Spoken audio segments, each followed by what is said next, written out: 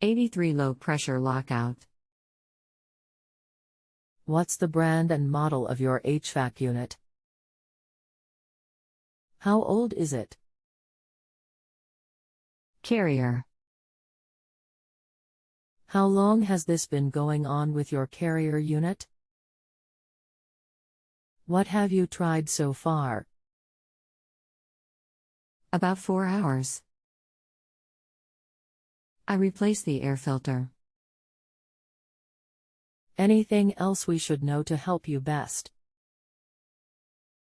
The unit is about 3 years old. Russ here. Are you using heat or cool?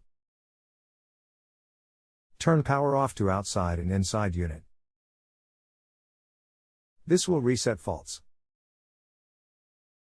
Retry system. Let me know.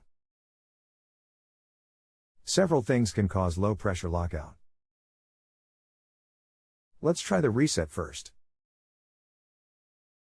Russ. Things that cause low pressure lockout. Low on Freon, bad TXV metering device, bad defrost board if you are using heat. Russ. Hello, Russ, the previous expert was correct.